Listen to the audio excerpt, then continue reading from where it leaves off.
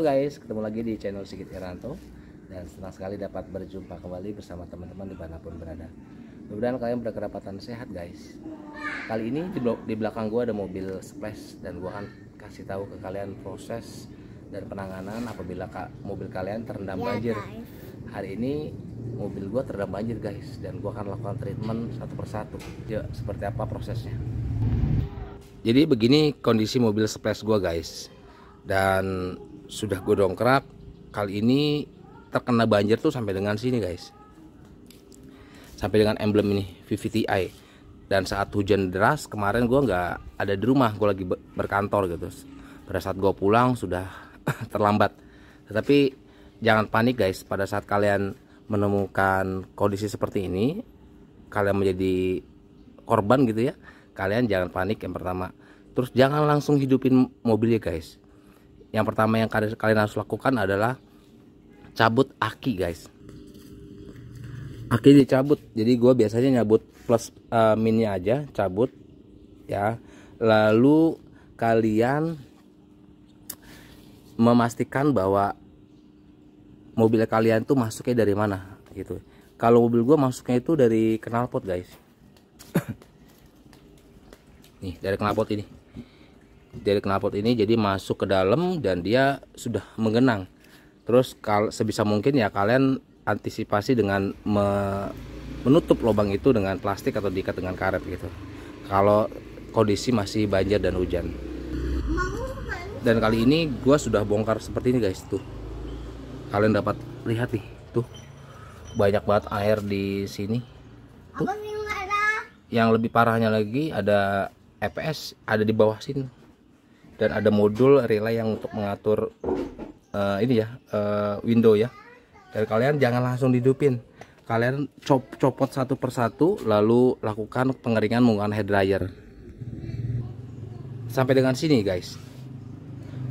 Speaker gue pun kerendam. Mudah-mudahan tidak ada kendala apa-apa. Tadi gue cabut, terus gue hair dryer keringin. Dan ini kondisi kabin ini. Masih banyak airnya guys. EPS ada di sini. Dan gue langsung cabut dan untuk lakukan pengeringan ya, pengeringan. Dan ini relaynya gue langsung bungkus aja plastik supaya nggak kena apa-apa. Dan ini kondisi mobil terkena banjir. Tapi jangan khawatir guys, mudah-mudahan dengan kalian tidak terburu-buru, tidak panik, kalian dapat melakukan penanganan dengan tepat gitu. Kondisinya tuh kalau lihat sampai setengah pintu guys. Dan ini sudah gue bongkar, kondisinya gue bongkar seperti ini. Ini karpet bludernya udah gue bongkar, terus sudah gue cabut gaspolnya, tinggal gue cuci aja, lanjut gue jemur karpet lembar gue. Nih gaspolnya gue copot semuanya guys. Nantinya gaspol ini akan gue beli lagi. Jadi per meter gitu kalau tidak salah, 1 meter itu sekitar 90-an, 90.000, dan gue butuh 2 meter kira-kira. Nanti gue akan pasang lagi, gue polak lagi, lanjut gue lem dengan lem ibon gitu kan. Tidak lupa di bagian mesin guys, pada saat kalian melakukan pengecekan ya, jangan langsung dihidupin dan pastikan busi kalian itu dicopot. Ini saat ini gue copot empat-empatnya untuk menghindari water hammer. Karena kalau misalkan air masuk dalam mesin melalui exhaust gitu, dan dia akan masuk ke bagian ruang bakar, kalau tidak terbakar, tidak terkompresi, dan tidak ada convection atau pembakaran, dia akan water hammer. Jadi tekanan kompresi menghantam piston sehingga biasanya connecting rod bengkok ya. Jadi kalian jangan sampai jangan langsung dihidupin ya. Pastikan semuanya normal, kering dulu, lalu kalian baru lanjut untuk melakukan pembongkaran busi. Businya 4 kaca gue udah bongkar guys. Tuh. Ya. Lalu pastikan juga oli ya. Oli so pasti kalau sudah kebanjir setengah pintu gitu ya, kalian harus ganti oli. Termasuk oli transmisi guys. Ini oli transmisinya gue juga ganti. Terus juga yang terpenting lagi di bagian alternator sini alternator dan juga ada kompresor. Tunggu kering dulu, tunggu kering lalu kalian coba kasih pelumas gitu ya, pelumas penetran atau WD gitu ya, untuk membuat melumasi bagian bearing atau puli yang bergerak. Dan selanjutnya kalian harus memastikan knalpot ya. Knalpot itu udah lepas guys. Ini belum gue lepas karena gue ada kekurangan alat. Gue harus minta bantuan teman gue untuk membuka bautnya cukup keras. Knalpotnya sebisa mungkin lepas dari exhaust, katalitik sampai dengan muffler, karena air itu dia menggenang di tempat yang lebih rendah. Biasanya di bagian katalitik ataupun di bagian mufflernya harus dibuang guys, karena kalau tidak dibuang dia nyedot ke atas, wah resiko kita.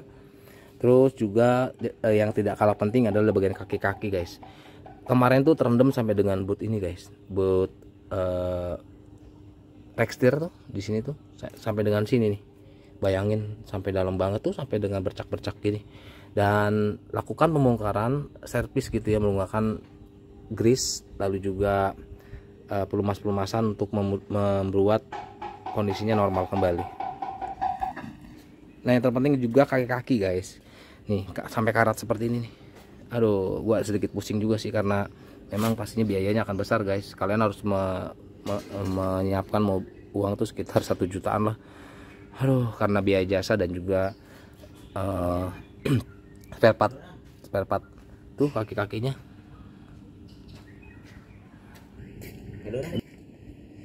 Ini adalah sisi sebelah kiri tuh guys, ini sama tuh karat semuanya. Kaki-kaki bearing kalian harus lakukan pengecekan, pembongkaran gitu guys. Bagian mesinnya juga untungnya nggak sampai kerendam.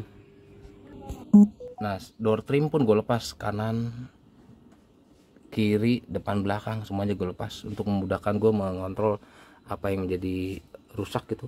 Tuh semuanya sudah gue bongkar, dan gue akan sedang melakukan pembersihan dulu sampai dengan kering, baru gue akan lanjut lagi untuk bongkar knalpot gitu guys. Dan nanti gue akan update lagi ke kalian untuk hasilnya guys. Oke guys, itu aja informasi yang dapat gue bagikan. Jadi pada saat kalian terkena musibah banjir, mobil kalian banjir, yang pertama kalian harus lakukan adalah yang pertama jangan panik ya, jangan langsung hidupkan mobil, cabut aki yang plus gitu ya, atau min atau dua-duanya.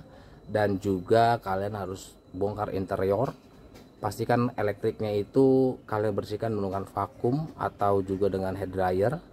Terus pastikan semua elektrik tidak terkena air, dan bentuk bagian kabinnya kalian harus bongkar semua ini guys. Selanjutnya kaki-kaki kalian juga harus cek, bongkar, lakukan perawatan berkala untuk penggantian grease atau gemuk. Lalu untuk oli sudah pasti kalian ganti, oli gardan, oli mesin gitu ya, ataupun oli transmisi yang untuk penggerak roda depan. Lalu bagian mesin gitu ya, knalpot dibongkar, dilepas semuanya, dibersihkan daripada air. Dan itu guys, jangan panik, yang pertama itu.